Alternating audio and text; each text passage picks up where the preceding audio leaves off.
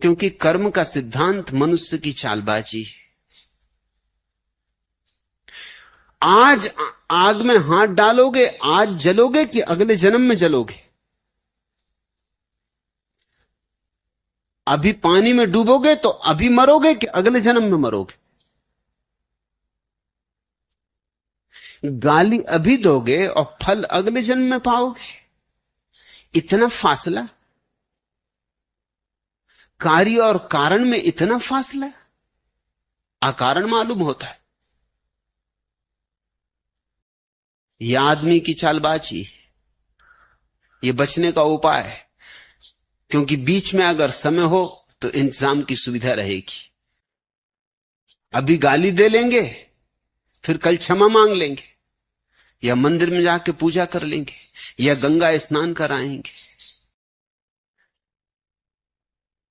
या कुछ पुण्य कर देंगे, दान कर देंगे, मंदिर बनवा देंगे, भगवान पर नया स्वर्ण मुकुट चढ़वा देंगे।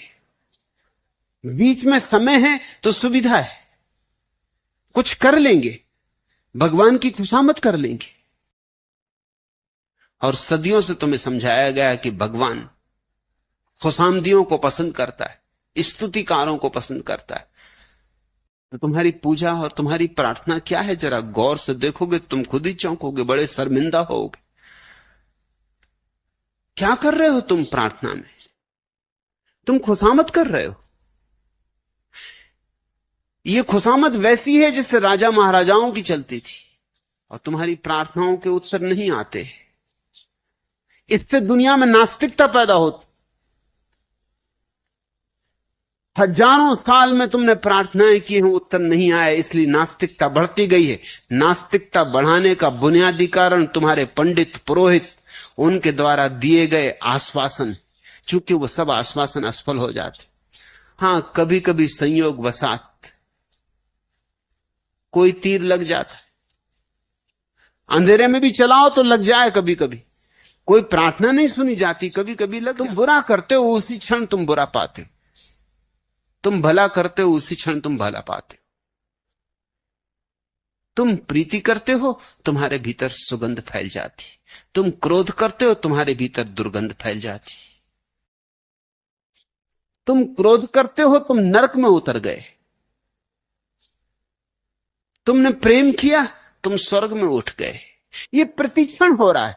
इसको कल पे टालने की जरूरत नहीं। कल पे टालना बकवास है, और इसको अगले जन्म पे टालना पंडित पुरोहित का षड्यंत्र है। उस षड्यंत्र में बड़ी खूबियां हैं। तुम गरीब हो तो वो कहता है तुम्हारे पिछले जन्मों के पापों के कारण तुम गरीब हो। तो इसका अर्थ तो ये हुआ कि रूस में किसी ने पिछले जन्म में पाप नहीं किए, क्योंकि अब रूस में कोई गरीब नहीं। तुम अमीर हो तो वो कहता तुमने पिछले जन्म में पुण्य किए। तो रूस में किसी ने पिछले जन्म में पुण्य भी नहीं किए, क्योंकि कोई अमीर भी नहीं। 20 करोड़ का मुल्क, पिछले जन्म इन लोगों के हुए कि नहीं हुए? कुछ तो किया होगा, अच्छा किया होगा, बुरा किया हो, कुछ तो किया होगा। लेकिन पंडित ने ईजाद कर रखी थी ये तरकीब। ये गरीब के लिए अफीम थी कि गरीब संतुष्ट रहता था कि क्या करूं, पिछले जन्मों के कर्मों का फल भोग रहा हूं, और आशा रखता था कि अब अच्छे कर्म करूंगा तो अगले जन्म में फल पाऊंगा अच्छे। और अच्छे कर्म का क्या अर्थ था? आज्ञा मानो पुरोहित की। अच्छे कर्म का अर्थ था जो शास्त्र कहे वैसा करो।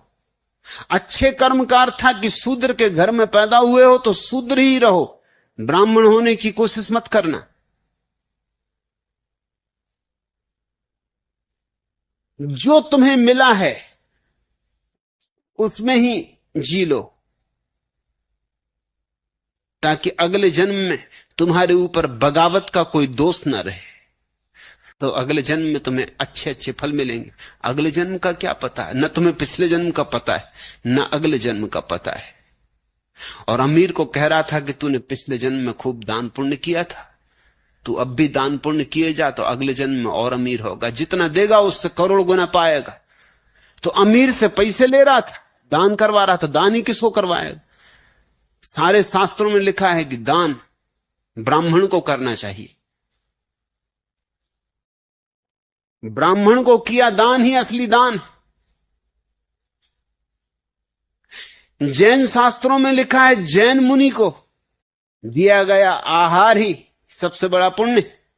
जैन मुनि ही लिख रहे हैं, ब्राह्मण ही लिख रहे हैं। बौद्ध ग्रंथों में लिखा हुआ है कि बौद्ध भिक्षु को दिया गया दान ही सबसे बड़ा दान। बौद्ध ग्रंथ नहीं कहते कि जैन मुनि को दिया गया दान दान है, या ब्राह्मण को दिया गया दान दान है। ये तो सब अज्ञान है। ये भी खूब मजा रहा। तो धनी को समझा रहे हैं कि हमें और दो, और गरीब को समझा रहे हैं कि तू अपनी गरीबी में तृप्त रहे, बगावत मत करना। इन्हीं पंडितों के कारण 5000 साल में भारत में कोई क्रांति नहीं हुई। भारत दुनिया में सबसे क्रांति विहीन देश है, मुर्दा से मुर्दा। और क्रांतियां भी होती हैं तो वहां कचरा क्रांतियां होती हैं। अभी जयप्रकाश नारायण की जो क्रांति हुई, कर्म का फल भोग रहा है। क्रांति का सवाल कहां है? बिरला अमीर हैं पुण्यों के कारण, और तुम गरीब हो अपने पापों के कारण। बात खत्म हो गई। हमने तो हल कर लिया है मसला। अब क्रांति कहां? अब तो क्रांति का मतलब यह होगा कि कर्म के सिद्धांत के विपरीत जाओ, और कर्म के सिद्धांत के विपरीत जरा संभल के जाना है, क्योंकि वो परमात्मा के विपरीत जाना है। उसके फल भयंकर होंगे। नरक में सड़ोगे सदियों तक, नरक में जलते हुए कढ़ाओं में चढ़ाए जाओगे। इस देश में पंडित ने और राजनीतिज्ञ ने समझौता कर रखा है, क्रांति हो नहीं पाती। मैं भी कहता हूं कि कर्म का सिद्धांत जिस तरह से अब तक निरूपित किया गया गलत है। उसे एक नया अर्थ दिया जाना चाहिए, और वो अर्थ है तत्क्षण का, आने वाले जीवन का नहीं। अभी तुम जो करोगे अभी पाओगे। प्रतिपल जियो, क्या भविष्य, क्या अगला जन्म, क्या पिछला जन्म। और इसलिए उन्होंने कहा खाओ पियो और आनंद से रहो। प्रतिपल जियो, मौज से जियो। जीवन को एक व्यर्थ व्यथा मत बनाओ, और जीवन की छोटी छोटी चीजों में धन्यता अनुभव करो। खाने में भी, पीने में भी। प्रत्येक जीवन की छोटी से छोटी चीज को पवित्रता दो, पुण्यता, पावनता। जीवन का प्रत्येक कृत्य धार्मिक हो उठे। खाना पीना भी पूजा बन जाए। कबीर ने कहा खाऊं पीऊं सो सेवा, कि मैं खुद खाता पीता हूं, यह परमात्मा की सेवा है, क्योंकि वही तो भीतर बैठा है। उठूं फिरूं सो परिक्रमा, मैं उठता हूं चलता हूं फिरता हूं, ये उसकी परिक्रमा हो गई। मैं कोई विश्वनाथ के मंदिर जाने वाला नहीं हूं। कबीर ने कहा कि परिक्रमा करूं परमात्मा की जाके। मेरा उठना बैठना चलना उसकी परिक्रमा है, क्योंकि वो सब जगह मौजूद है। उसके लिए तलाशने कहीं जाने की कोई जरूरत नहीं। और मैं जिस धर्म का सूत्रपात कर रहा हूं,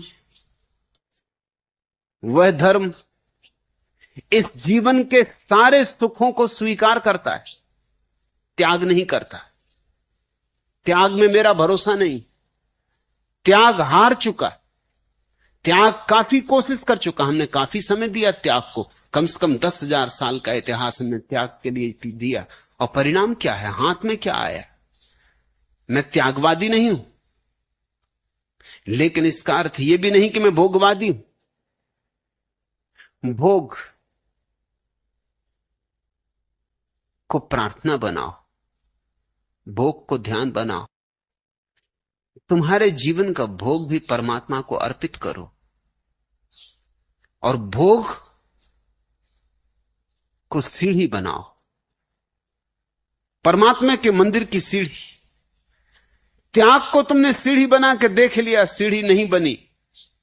मैं कहता हूं भोग को परमात्मा के मंदिर की सीढ़ी बनाओ, और भोग परमात्मा के मंदिर की सीढ़ी बनेगा, क्योंकि अस्तित्व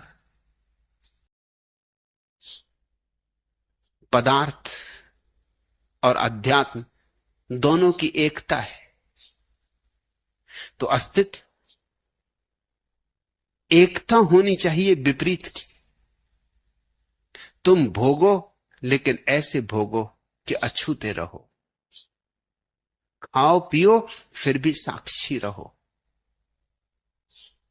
खाना पीना ही मत हो जाना। उतने पे ही जो समाप्त हो गया वो अज्ञानी, वो नास्तिक है, वह चार्वाकवादी है। जो उसके विपरीत भाग गया वो भगोड़ा है, पलायनवादी। भोगो और फिर भी साक्षी रहो। भोग के बीच जो साक्षी रह सकता है, तूफान के बीच उसने शांत रहने की कला सीख ली।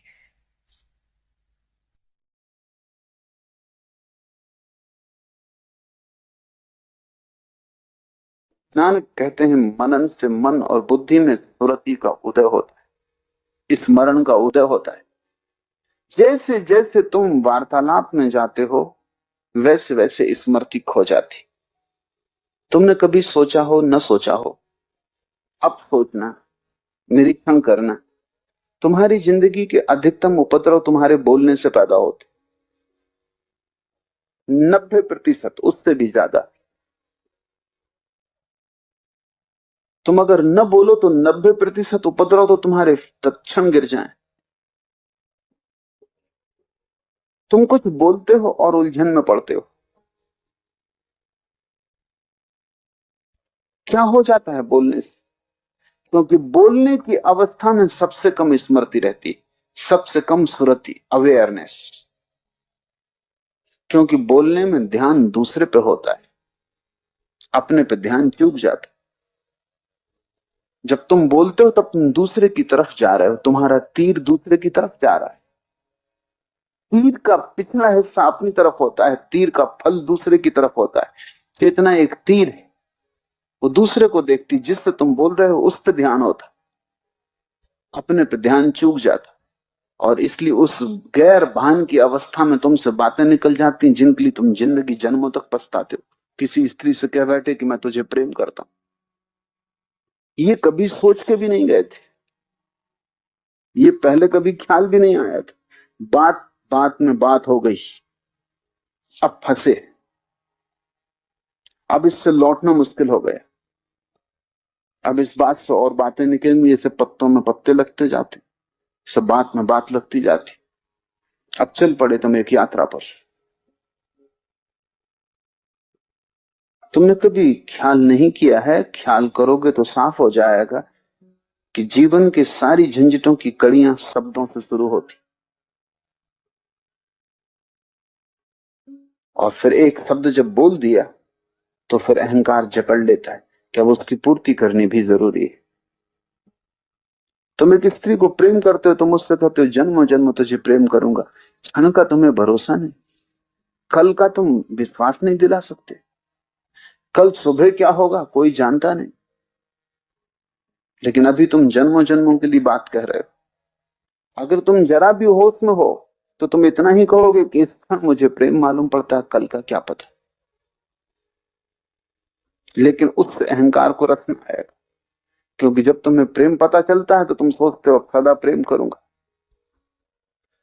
सदा का तुम्हें पता है क्या अर्थ होता है? हर स्थिति में तुम प्रेम कर सकोगे।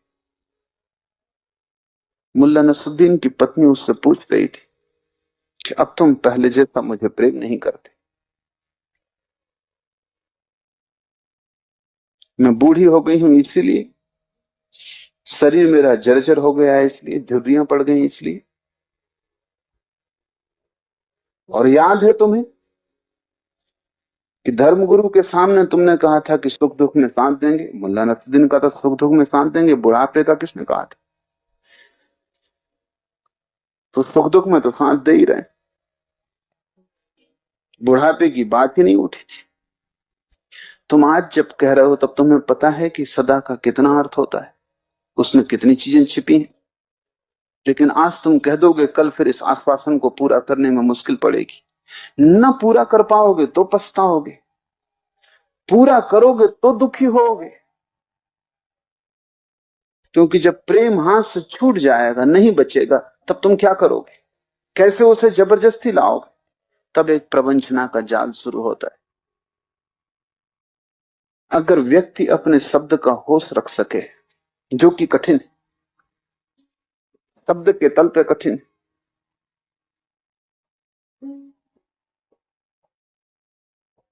क्योंकि शब्द के तल पर तुम्हारी नजर दूसरे पर है, इसलिए अपना होश तुम कैसे रखोगे? सिर्फ बुद्धों के लिए बोलना ठीक है, क्योंकि उन्होंने अपने जीवन की साधना से दो फल वाला तीर पैदा कर लिया है। उनके पास ऐसी चेतना है, उसी चेतना का नाम सुरति है। जब तीर में दो फल, दूसरे की तरफ अपने तरफ, जब चेतना दोनों तरफ एक साथ देख पाती, जब चेतना तुम्हें बातचीत करने में खो नहीं जाती, सजग बनी रहती है, बोलने वाला बोलता रहता है, साक्षी भीतर खड़ा रहता है, तब एक भी शब्द तुम्हें किसी झंझट में ना ले जाएगा, अन्यथा शब्द तुम्हें झंझट में ले जाएंगे। एक सूफी कहानी, गुरु ने 4 शिष्यों को मौन के लिए भेजा। सांझ हो गई, मस्जिद में चारों बैठे, दिया नहीं जलाया किसी ने। नौकर पास से गुजरता था तो एक ने कहा, भाई रात हुई जा रही, दिया जला दे। दूसरे ने कहा, तुम बोल गए। तो गुरु ने मना किया था। और तीसरे ने कहा, क्या कर रहे हो, तुम भी बोल गए, गुरु ने मना किया था। और चौथे ने कहा, हम ही ठीक, हम अभी तक नहीं बोले। बोलने में एक विस्मरण है। ये कहानी तुम्हें हंसने जैसी लगती, तुम्हारी ही कहानी। तुम चुप बैठो तब पता चलेगा कि बोलने का कितना मन होने लगता है। तुम चुप बैठो तब पता चलेगा कि भीतर तुम किस तरह बोलने लगते हो। और बाहर कोई भी बहाना मिल जाए कि सुरती खो जाओगे। कहानी का मतलब क्या है? कहानी का मतलब उन चारों में से किसी को स्मरण न रहा कि हम चुप होने के लिए यहां बैठे। और कहानी का मतलब है कि जब नौकर निकला, पास से दूसरा आया, ध्यान दूसरे पे गया, सुरती चुप गई। नानक कहते हैं, मनन से ही मन और बुद्धि में सुरति उदय होती। सुरति शब्द बड़ा प्यारा है, ये बुद्ध के सम्यक स्मरण से आता है। बुद्ध ने बड़ा जोर दिया है स्मृति पर, राइट माइंडफुलनेस, कि तुम जो भी करो स्मरण पूर्वक करना, बोलो तो स्मरण पूर्वक बोलना, चलो तो स्मरण पूर्वक चलना, आंख भी हिलाओ, पलक भी हिले, स्मरण पूर्वक। होश खो के मत करना कुछ, क्योंकि जो तुम होश खो के करोगे वही पाप है। और जो तुम होश खो के करोगे उससे ही तुम अपने से दूर निकलते जाते हो। अपने पास आने की एक ही विधि है, तुम ज्यादा से ज्यादा होश संभालना। कैसी भी परिस्थिति हो, तुम एक चीज मत खोना, सब खो जाने देना, वो है होश। घर में आग लगी हो तो भी तुम होश पूर्वक घर के बाहर निकलना। ईश्वरचंद विद्यासागर ने एक संस्मरण लिखा है कि उनको वायसराय ने सम्मान के लिए बुलाया था।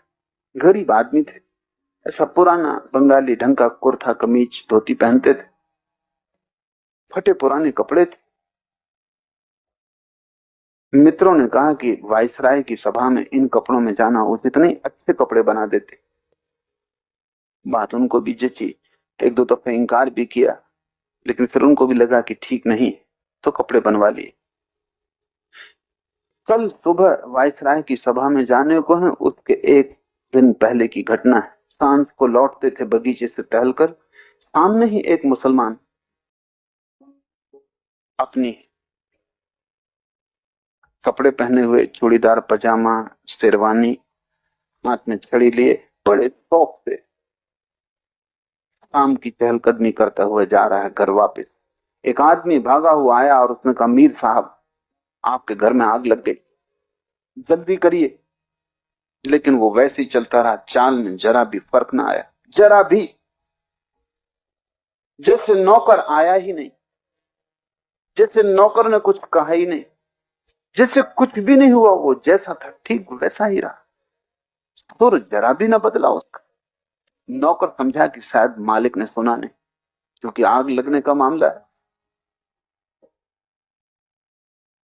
उसने कहा कि आप समझे या नहीं, सुना आपने या नहीं, किस विचार में खोए, मकान में आग लग गई, नौकर कप रहा है, पसीना पसीना है, बड़ा उत्तेजित है, और नौकर है, उसका कुछ भी नहीं चल रहा है। उस मुसलमान ने कहा सुन लिया, लेकिन मकान में आग लग गई, इस वजह से क्या जिंदगी भर की चाल बदल दें? आते हैं ईश्वरचंद्र पीछे ही थे, उन्होंने ये सुना तो बड़े हैरान हुए। उन्होंने भी सोचा कि जिंदगी भर के कपड़े बदलें वाइसराय की, और ये एक आदमी, वो वैसे ही, तो वो पीछे गए उसके, देखें ये आदमी अनूठा है। वो आदमी वैसे गया जिससे रोज जाता था, वही चाल रही, वही छड़ी का हिलना रहा। घर पहुंच गया, आग लगी है, उसने नौकरों से कह दिया कि बुझाओ, कि बाहर खड़ा रहा, सब इंतजाम कर दिया, लेकिन उस आदमी में रत्ती भर फर्क नहीं। ईश्वर चंद ने लिखा है कि मेरा हृदय श्रद्धा से झुक गया, ऐसा आदमी तो मैंने देखा नहीं। ये किस चीज को संभाल रहा है? उसका नाम सुरुति, उसका नाम स्मृति। ये एक बात संभाले हुए है कि अपने होश को नहीं खोना, जो हो रहा हो रहा, जो किया जा सकता है वो कर रहे हैं, जो करने योग्य है वो किया जाएगा, लेकिन स्मृति कभी भी खोने योग्य नहीं है। इस दुनिया में ऐसी कोई भी चीज नहीं है इतनी मूल्यवान जिसके लिए तुम सुरति को खो, लेकिन तुम छोटी छोटी चीजों में खो देते हो। 1 रुपए का नोट गिर गया और देखो तुम कैसे पगला जाते हो, एकदम ढूंढ रहे हैं पागल की तरह, जहां नहीं हो सकता वहां भी ढूंढ रहे हैं। किसी आदमी को देखो घर में उसकी कोई चीज खो गई, चीज बड़ी हो, वो छोटा सा डब्बा भी खोल के देता है कि शायद तुम स्मृति को खोने को तैयार ही हो, खोने को तैयार हो ये कहना भी शायद ठीक ही नहीं। तुम्हारे पास है ही नहीं, तुम खोओगे क्या? तुम मूर्छित।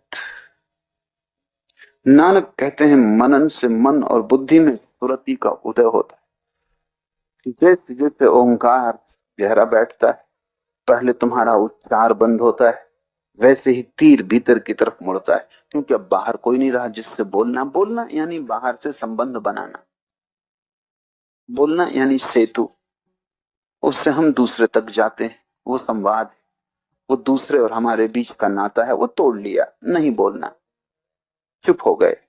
चुप का अर्थ है यात्रा उल्टी हो गई, तीर वापस लौटा, अंतर यात्रा शुरू हुई।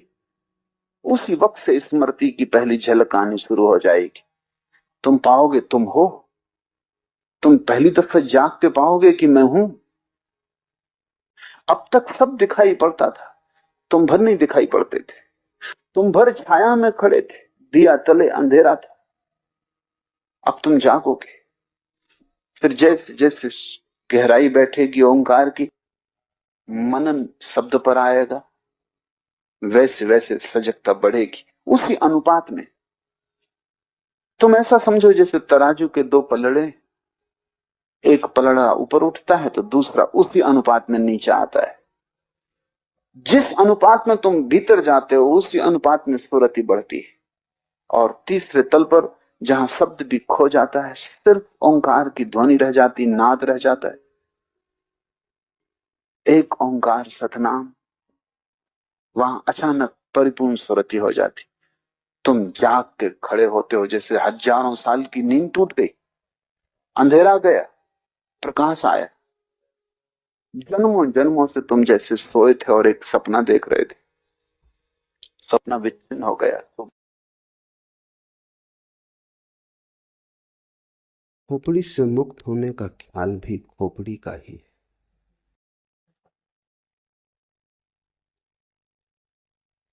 मुक्त होने की जब तक आकांक्षा है तब तक मुक्ति संभव नहीं, क्योंकि आकांक्षा मात्र ही,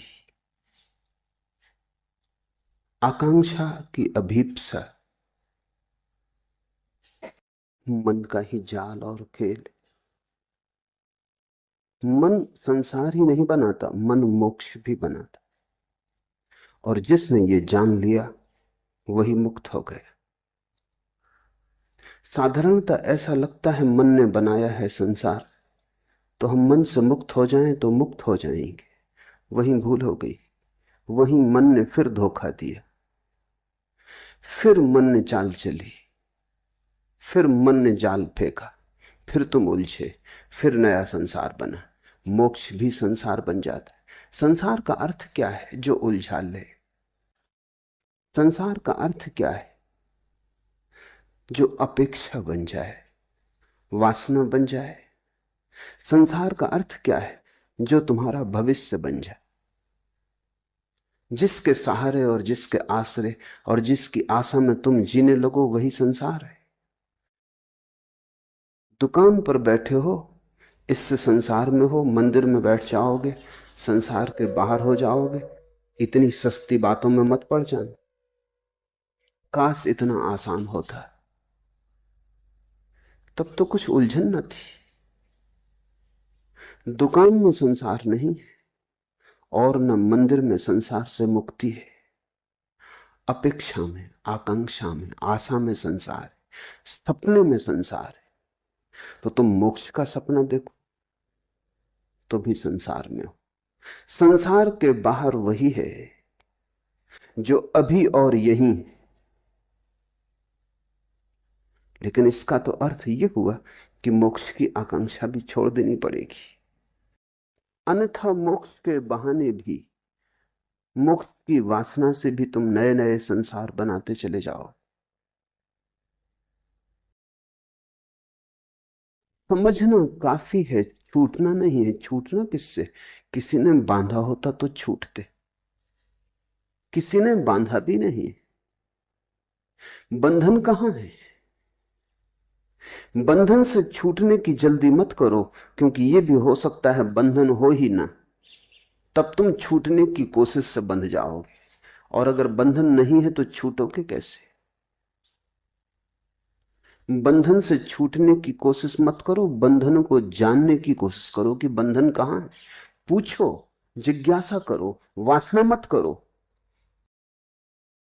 विपरीत की वासना भी वासना है। तुम कुएं से बचते हो, खाई में गिर जाते हो। इससे क्या फर्क पड़ेगा कि तुमने गिरने का ढंग बदल लिया? तुम बाएं गिरे कि दाएं गिरे, इससे क्या भेद पड़ता है? जिज्ञासा करो कि बंधन कहां है, बंधन क्या है।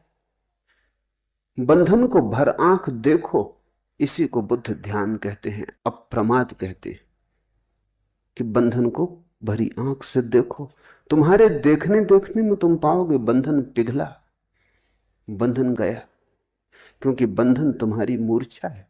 अगर तुम जाग के देखोगे कैसे टिकेगा? बंधन वस्तुतः होता तो मुक्ति का कोई उपाय न था। बंधन केवल ख्याल है, बात में से बात निकल आई है, कहीं कुछ है नहीं। एक युवक भिक्षु नागार्जुन के पास आया और उसने कहा कि मुझे मुक्त होना है। और उसने कहा कि जीवन लगा देने की मेरी तैयारी है, मैं मरने को तैयार हूं, लेकिन मुक्ति मुझे चाहिए। कोई भी कीमत हो चुकाने को राजी हूं। अपनी तरफ से तो वो बड़ी समझदारी की बातें कह रहा था। चिन्मय ने भी यही पूछा है आगे प्रश्न में, सरफरोशी की तमन्ना अब हमारे दिल में है, देखना है जोर कितना बाजुए कातिल में है।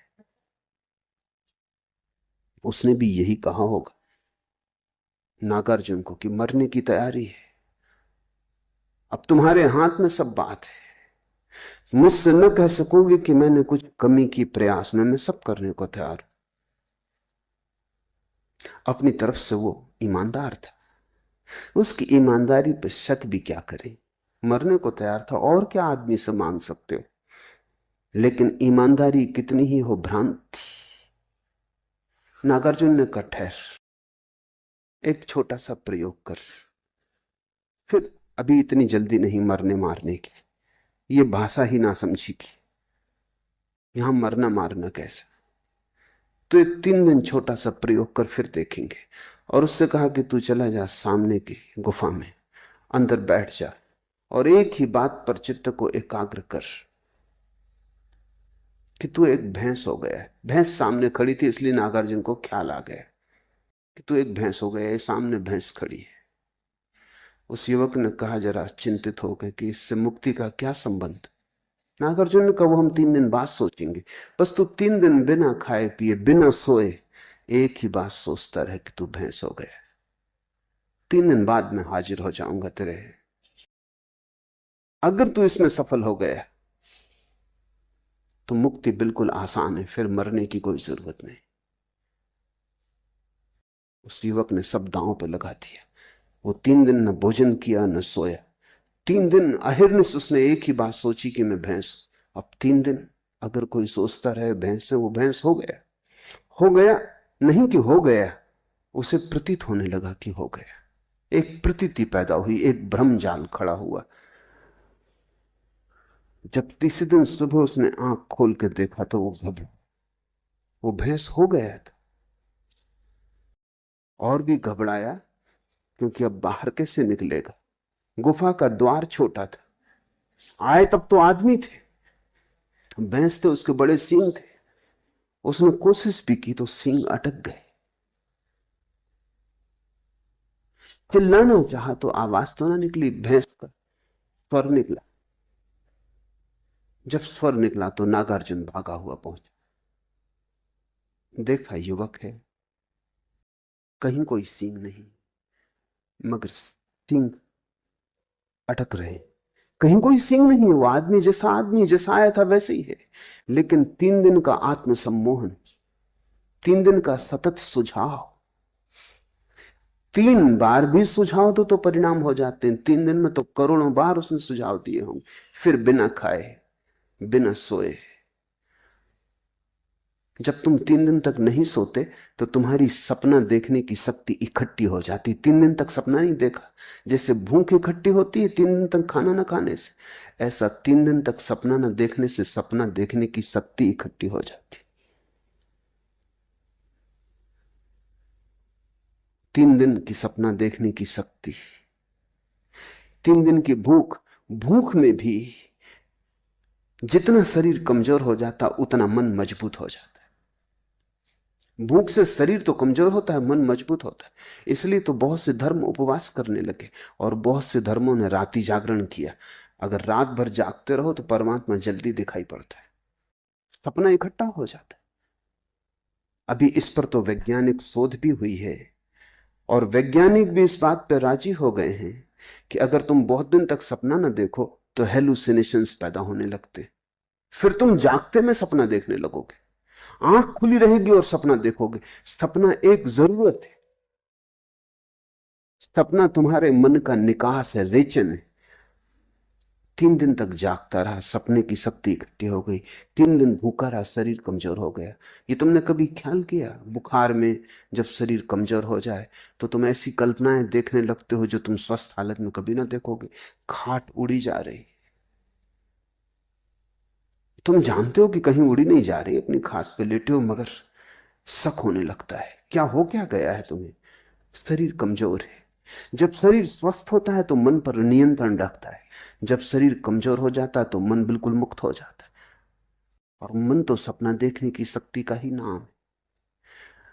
बीमारी में लोगों को भूत प्रेत दिखाई पड़ने लगते हैं, स्त्रियों को ज्यादा दिखाई पड़ते हैं पुरुषों की बजाय, बच्चों को ज्यादा दिखाई पड़ते हैं प्रौढ़ों की बजाय। जहां जहां मन कोमल है और शरीर से ज्यादा मजबूत है, वहीं वहीं सपना आसान हो जाता है। 3 दिन का उपवास, 3 दिन की निद्रा, और फिर 3 दिन सतत एक ही मंत्र। यही तो मंत्र योग है। तुम बैठे अगर राम राम राम राम कहते रहो कई दिनों तक, पागल हो ही जाओगे। एक सीमा है झेलने की। वो 3 दिन तक कहता रहा मैं भैंस हूं, मैं भैंस हूं, मैं भैंस हूं। हो गया, मंत्र शक्ति काम कर गई। लोग मुझसे पूछते मंत्र शक्ति, उनको मैं ये कहानी कह देता हूं, ये मंत्र शक्ति है।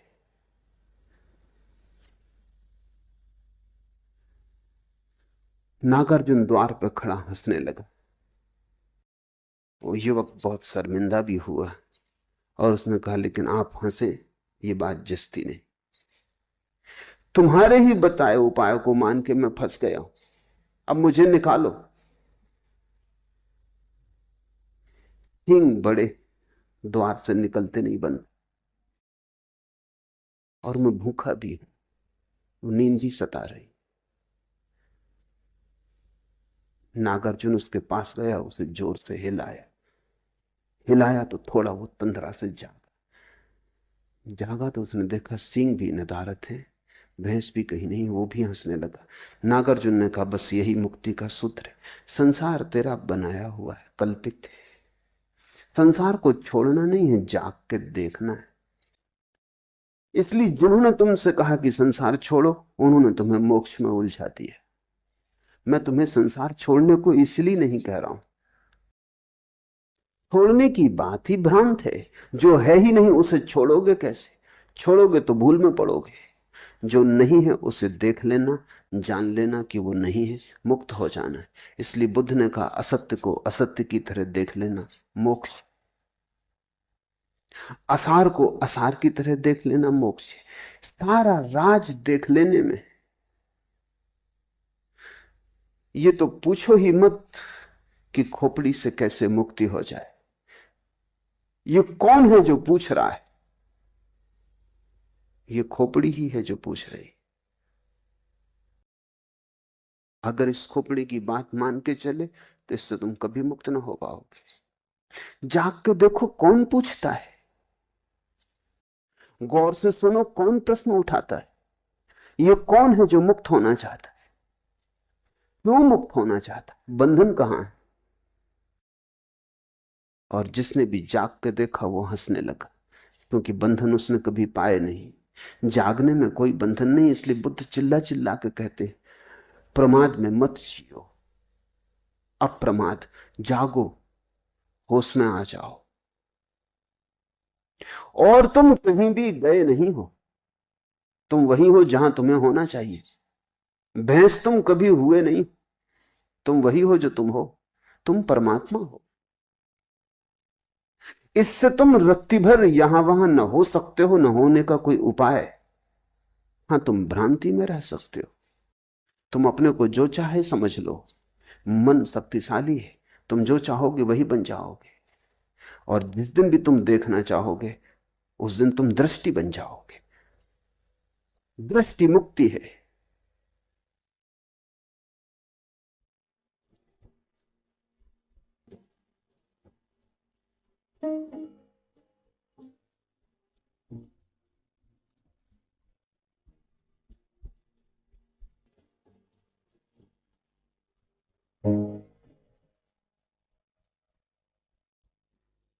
निर्द्वंद्वो बाल बद्धि मानेव एव व्यवस्थिता। ये सूत्र अद्भुत है, स्वर्ण सूत्र है। बुद्धिमान पुरुष द्वंद्व मुक्त बालक के समान है, जैसा है वैसा ही है। कुछ बनने की चेष्टा नहीं है। बालक का अर्थ होता है जो जैसा है वैसा है।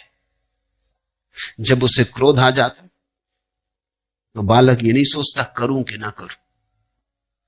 जब उसे प्रेम आ जाता तो भी ये नहीं सोचता कि प्रकट करना उचित कि नहीं, वो हिसाब नहीं लगाता। एक अंग्रेज साधक चाडविक ने रमन के संस्मरण में लिखा है कि वो बड़ा हैरान हुआ। एक दिन ऐसा हुआ कि एक सन्यासी, पुराणपंथी सन्यासी, विवाद करने आ गए। रमन ने उसे जो वो पूछता था बार बार कहा, लेकिन वो तो सुनने को राजी ना था। वो तो अपनी बुद्धि से भरा था, अपने शास्त्र से भरा था। वो तो बड़े उल्लेख शास्त्रों के उद्धरण दे रहा था और बड़ी तर्क वितंडा फैला रहा था। रमन सीधे साधे, वो उसे सुनते, आधा घंटा उसे सुनते, फिर कहते कि साक्षी भाव रखो। विवाद में उतरे नहीं। वो सन्यासी और जलने लगा और क्रोध से भरने लगा। वो खींचना चाहता था विवाद में।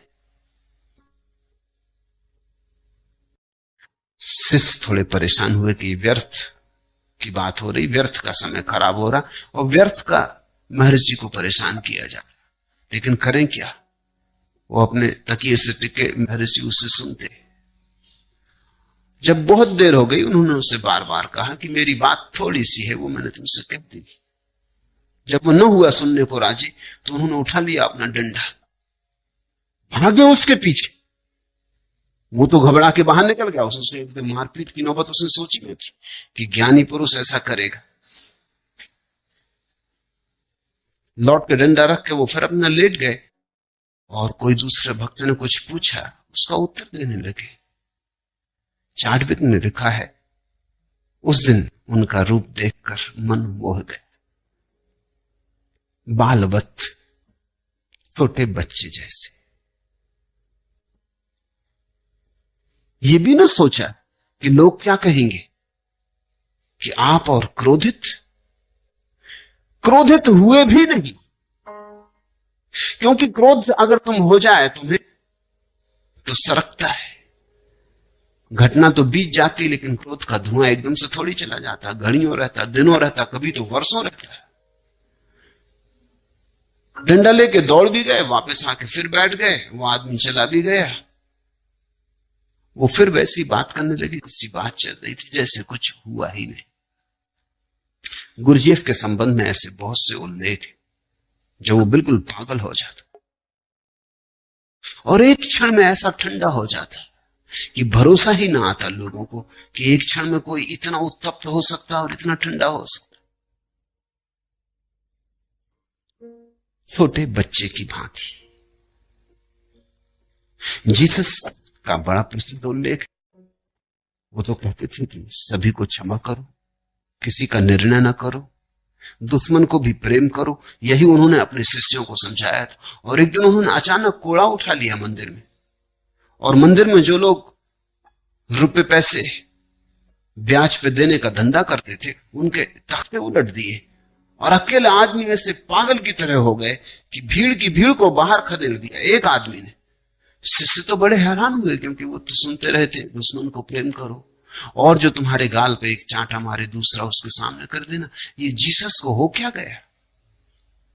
और जब इन सबको खदेड़ के जीसस मंदिर के बाहर वृक्ष के नीचे आके बैठ गए, तो वो वैसे के वैसे थे जैसे कोई रेखा नहीं खींची। ईसाई इसको समझा नहीं पाए। ईसाइयों को बड़ी अड़चन रही है इस घटना को समझाने में, क्योंकि अगर ये सच है तो फिर ईसा के वचनों का क्या हो, अगर वचन सच है तो फिर ईसा के इस व्यवहार का क्या हो। एक वृक्ष के नीचे ईसा रुके, भूखे थे।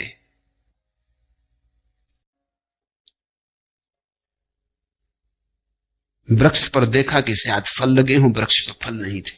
तो ईसा ने कहा कि देख, हम आए और तूने फल ना दिए, तो तू सदा सदा के लिए बेफल रहेगा, अब तुझ में फल पैदा नहीं होंगे। बर्टन रसल ने लिखा है जीसस के खिलाफ कि यह आदमी बातें तो करता है शांति की, लेकिन वृक्ष पे नाराज हो गए। अब वृक्ष का क्या कसूर? अगर फल नहीं लगे तो वृक्ष का कोई कसूर है? इसमें नाराज हो जाना, और इतना नाराज हो जाना कि सदा के लिए कह देना अभिशाप कि कभी तो उस पर फल ना लगेंगे, ये तो बात ठीक नहीं मालूम पड़ती। रसल का तर्क भी ठीक है। रसल ने एक किताब लिखी, why I am not a Christian, मैं ईसाई क्यों नहीं। उसमें जो दलीलें गिनाई उनमें एक दलील ये भी है कि जीसस का व्यवहार उच्छृंखल है, और जीसस के व्यवहार में शांति नहीं, अशांति। और निश्चित ही ये ऐसे उल्लेख हैं जो कि कहते हैं कि अशांति मालूम होती, इसमें तो नाराजगी क्या होनी। लेकिन अगर तुम पूरब के मनीषियों से पूछो तो तुम कहोगे वृक्ष पर नाराज कोई बच्चा ही हो सकता है। थोड़ा सोचना। छोटे बच्चे को देखा, टेबल से धक्का लग जाता तो टेबल को एक चांटा लगा देता कि अपनी जगह रहे, अगर ज्यादा गड़बड़ किया तो बहुत पिटाई हो जाएगी। दीवार से सिर टकरा जाता तो दीवार को मारने लगता। ये छोटे बच्चे का व्यवहार है। रसल की बात बड़ी विचारपूर्ण है, लेकिन रसल को कोई पता नहीं कि एक ऐसी भी दशा है परम मुक्ति की, एक ऐसी दशा है परम कैवल्य की, जहां व्यक्ति पुनः बच्चे की भांति हो जाता है। और जीसस का तो प्रसिद्ध वचन है कि जो छोटे बच्चों की भांति होंगे वे ही मेरे प्रभु के राज्य में प्रवेश कर सकेंगे, दूसरे नहीं। बहुत कठिन है ये बात स्वीकार करनी, क्योंकि हम संत से तो बहुत संयोजित व्यवहार की आशा रखते हैं। संत से तो हम आशा रखते हैं कि उसके व्यवहार में कोई कमी खामी ना होगी, कोई त्रुटि ना होगी। संत से तो हम पूर्ण होने की आशा रखते हैं, क्योंकि संत तो हमारे लिए आदर्श है, उसका तो हम अनुकरण करेंगे। लेकिन तुम सुनो, अष्टावक्र कहते हैं कि परम संत वही है जो बालवत है, पूर्ण नहीं है, समग्र है। पूर्ण और समग्र के भेद को समझ लेना। बच्चा सदा समग्र होता है, पूर्ण कभी नहीं होता। एक समग्रता होती। बच्चा जब क्रोध करता है तो क्रोध हो जाता है, फिर कुछ नहीं बचता उसमें, वो आग होता है। इसलिए बच्चे को क्रोधित देखो तो एक सौंदर्य होता है बच्चे में। तुमने न देखा हो, गौर करके देखना। तुम अपने छोटे मोटे और दूसरे विचार एक तरफ रख देना। जब एक छोटा बच्चा नाराज होता है तो छोटा सा प्राण, लेकिन ऐसा लगता है सारी दुनिया को हिला देगा, पैर पटकता पृथ्वी पर जोर से। उसकी नाराजगी में एक बल है, एक सौंदर्य, एक कौमारी, एक कोमलता, और फिर भी एक महाशक्ति। और क्षण भर बाद भूल गया। क्षण भर पहले तुम पर क्रोधित हुआ था और कहता था आप कभी तुम्हारी शक्ल ना देखेंगे। दोस्ती खत्म, कट्टी कर ली थी। क्षण भर बाद तुम्हारी गोद में बैठा, याद ही ना रही। बड़ा असंगत व्यवहार है बच्चे का, लेकिन समग्र है। जब क्रोध में था तो पूरा क्रोध में था, जब प्रेम में है तो पूरा प्रेम में। उसके प्रेम को उसका क्रोध आके खराब नहीं करता, और उसके क्रोध को उसका प्रेम आके खराब नहीं करता। जब होता है तब समग्र होता है, पूरा पूरा होता है। जो होता है वही होता है, उससे अन्यथा नहीं होता। उसके जीवन में एक प्रामाणिकता है। बच्चा बिल्कुल चरित्रहीन होता है, उसका कोई चरित्र नहीं होता। चरित्र होने के लिए तो बड़ी चालाकी चाहिए, चरित्र होने के लिए तो आयोजन चाहिए, व्यवस्था चाहिए। चरित्र होने के लिए तो बड़ी कुशलता चाहिए, होशियारी चाहिए, तर्क चाहिए, गणित चाहिए। चरित्र का तो अर्थ होता है संभल संभल के चलो। चरित्र का तो अर्थ होता है देख देख के करो, जो करना हो वही करो, जो ना करना हो वो मत करो। सोच के करो कि कल इसका क्या परिणाम होगा, परसों क्या परिणाम होगा। आज तुम ऐसा कहोगे तो क्या प्रतिक्रिया होगी, आज तुम ऐसा करोगे तो क्या प्रतिक्रिया होगी। तो चरित्रवान व्यक्ति कभी समग्र नहीं होता, हिसाबी होता, किताबी होता, उसके बही खाते होते। छोटा बच्चा चरित्रहीन, चरित्र मुक्त कहना चाहिए, हीन कहना ठीक नहीं, चरित्र मुक्त। अभी चरित्र पैदा ही नहीं हुआ, अभी समग्र है। अभी तो जो भीतर की सच्चाई है वही बाहर प्रकट होती। अगर भीतर क्रोध है तो बाहर क्रोध है, अगर भीतर प्रेम है तो बाहर प्रेम है। अभी भीतर और बाहर में द्वंद्व पैदा नहीं हुआ, अभी भीतर और बाहर में एक रास्ता है। संत पुनः बच्चे की भांति हो जाता है। अब फिर बाहर और भीतर में एक रास्ता होती। संत का कोई चरित्र नहीं होता। चौंकना मत जब मैं ऐसा कहता हूं, संत का कोई चरित्र हो ही नहीं सकता। सज्जन का चरित्र होता है, दुर्जन में दुश्चरित्रता होती। संत तो चरित्र के पार होता है, चरित्रातीत। बुद्धिमान पुरुष द्वंद्व मुक्त, उसके पास दो का भाव नहीं रह जाता, ये ठीक और ये सही, ये है ये उपादेय, ये शुभ ये अशुभ, ये माया ये ब्रह्म, ऐसा कुछ नहीं रह जाता। जो है। द्वंद्व मुक्त बालक के समान जैसा है वैसा ही